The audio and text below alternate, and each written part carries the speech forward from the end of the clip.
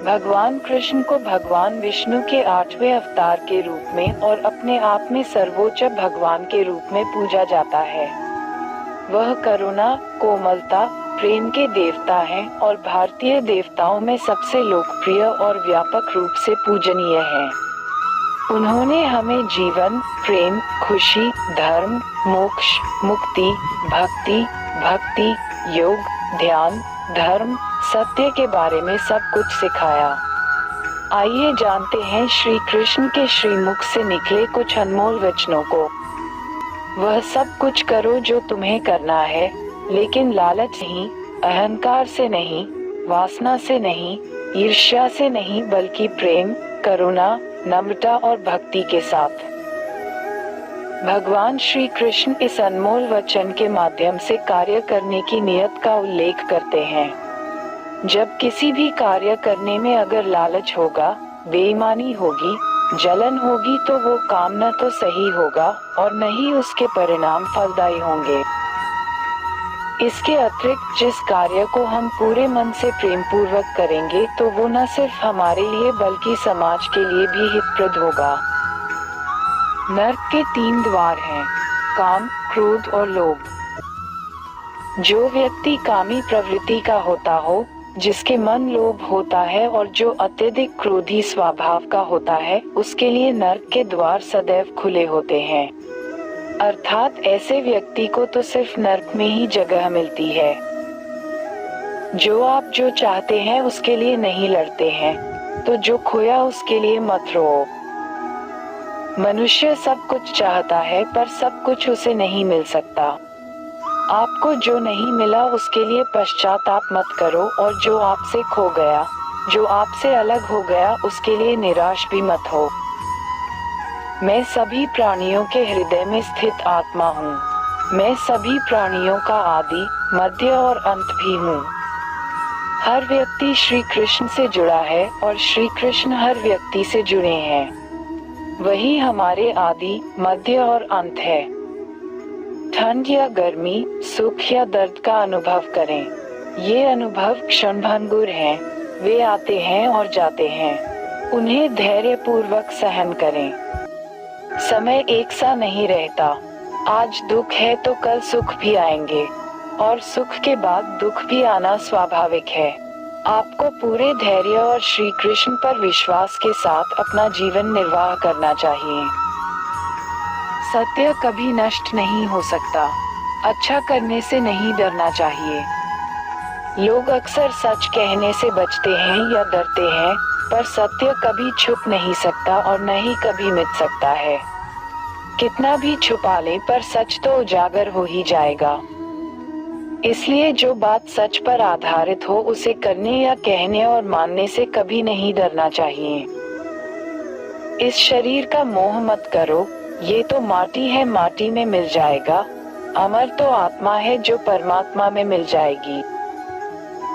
लोग अपने शरीर को सुंदर बनाने में लगे रहते हैं, पर आत्मा की सुंदरता शरीर की सुंदरता से कहीं ज्यादा महत्वपूर्ण है।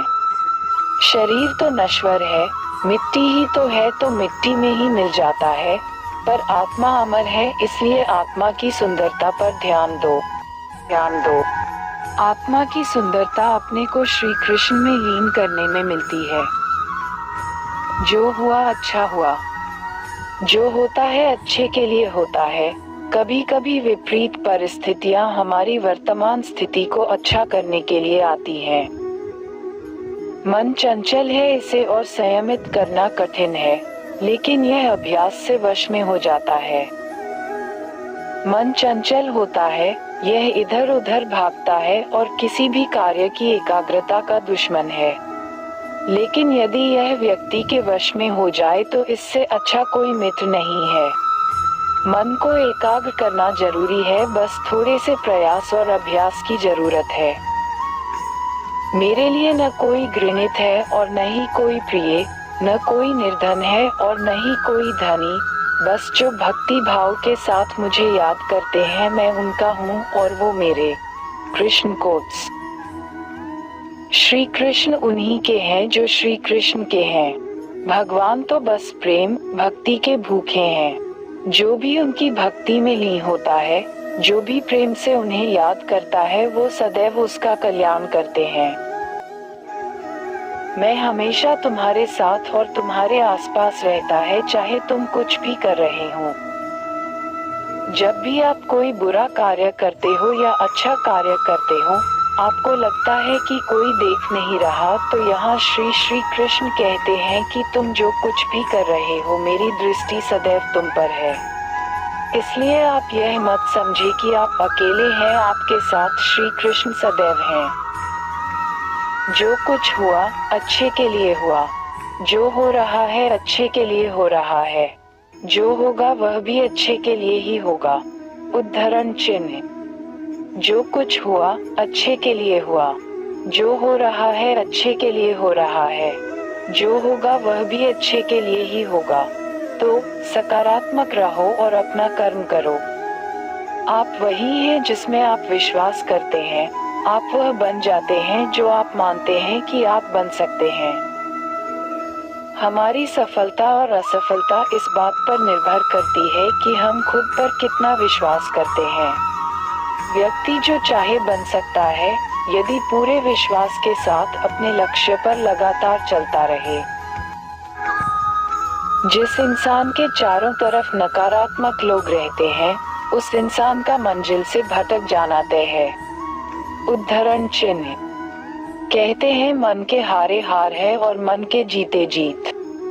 जिस प्रकार सकारात्मक विचारों से सफलता मिलती है, उसी प्रकार नकारात्मक विचार असफलता के मार्ग की ओर अग्रसर करते हैं।